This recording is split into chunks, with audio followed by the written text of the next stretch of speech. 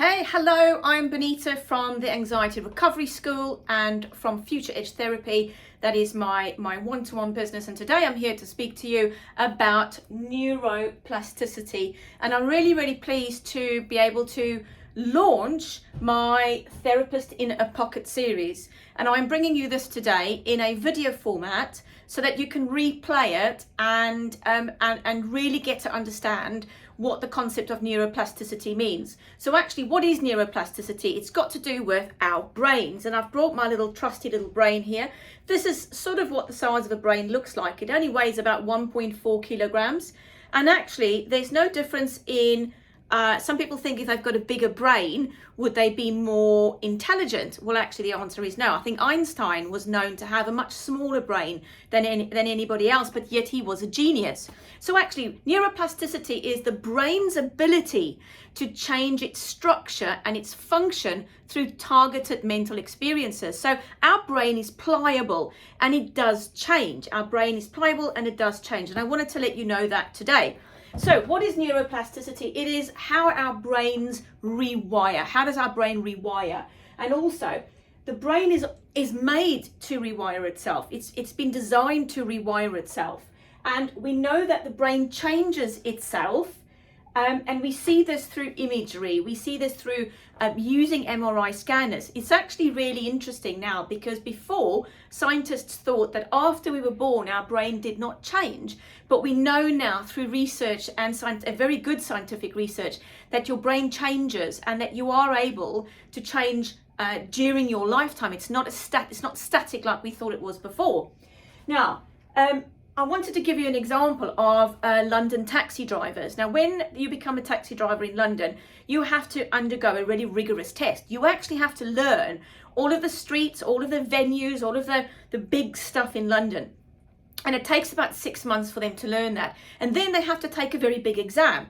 There's been a really good study shown how images were taken of taxi drivers before they did the exam of their brain and of the taxi driver's brain after the exam and when they've been successful. And there have been really big changes in the anterior and posterior hippocampus. Now, the hippocampus is at the back of the brain here. It's sort of situated, if you feel the curve in the brain. And what that does is it is our long and short term storage unit. So when we learn new things, it is stored in our hippocampus. Happy memories, sad memories, things that we've seen and experienced is all stored in our hippocampus. And what it does is it date stamps stuff. So in the past, something's come up, we've relived it, the hippocampus goes, thank you very much, I understand what that means, how it feels, and then it's given a file and a folder. So our hippocampus is like a big storage unit. Okay, so changing how we think makes physical changes in the brain happen. So that's why this week in the Anxiety Recovery School, we've been doing our positive affirmations because we're trying to build up new positive neural pathways to the brain. And we can do that by doing an activity for 21 days, like reducing sugar. It's impossible to do it all at once because we'll have cravings, feel awful. But if you gradually take it out of your diet, it becomes much easier. That is neuroplasticity. It is your brain actually making those changes, but it's not something we always think about. Now, how do we make changes to the brain? And that is the million-dollar question. And I think that's what everybody wants to know. Now, if you want to change, you need to know how you as an individual, how do you process your anxiety? What does it mean to you? And there are a few things I want you to know from today's video. Number one, what is anxiety? But more in particular, what is the perspective? What is your perspective on it? What do you think your anxiety is all about?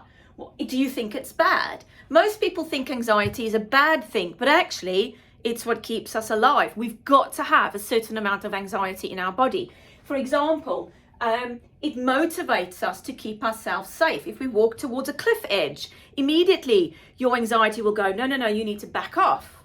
Some people don't have that. They are more adrenaline driven. I think I'm like that. I used to do lots of mountain biking. I love skiing. I'm quite a physical person. So for me, my anxiety isn't that risk averse. I'd always go and maybe push it, but we're not all like that. Interestingly though, and you may not have know this, that anxiety and excitement has the same chemical reaction in the body as adrenaline, and it triggers your parasympathetic activation levels. So actually there's a very thin line between excitement and anxiety, and sometimes those two can become quite confused for us as humans and individuals. Now, second of all, to try and help you change how you see and perceive anxiety is we need to look at whether or not we've got disordered anxiety, and that's a term I'd like you to become familiar with. Is your anxiety disordered? What does this mean? For example, you might get social anxiety, or you might feel that you have anxiety towards work and it starts to build up for you. You start to avoid things. And of course, we know the more we avoid stuff, the more difficult it gets to go back and do it. So the more you try to make it go away, this anxiety, the worse it gets for you. So you may feel danger, but actually you are safe. And a really good example is meeting a dog. For some people like myself, I'd be like, dog, puppy. I love animals. I love dogs. For me, I don't have that fear response. But for some other people, it might be a very frightening experience. And you go, whoa, danger, danger, danger. I don't like that experience. You've had an experience before. But what actually happens is that if you do perceive seeing that dog as danger, your brain thinks, oh my gosh, it could have bitten me. I could have died. Oh my gosh, what else could have happened? It could have bitten my child. So what actually happens is your brain starts to think, it starts to protect you, but what it does is avoid. And what it does is it takes it up a notch. And what inevitably happens is you then start to replicate that behavior. So the next time you see a dog or you meet a dog, you think, oh my gosh, I need to avoid that. What can happen? And your anxiety builds and builds and builds.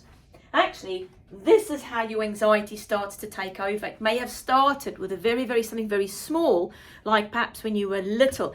We also know that anxiety is a learned behavior. We learn to become anxious. We're not born anxious. We were never intended to be anxious people, but we can actually learn how to be anxious. So how do we move past anxiety? How do we try to live a life without anxiety? Well, it's quite simple. In my next video, which I'm going to post next week, so I'm going to try and do one video for you each week where you're going to learn something really tangible about your anxiety, because inevitably I want you to understand where it's coming from. We are going to learn one simple thing to control it and 3 steps for you to help you create new positive neural pathways to your brain. Now, if you haven't yet taken up the affirmation challenge, absolutely fine.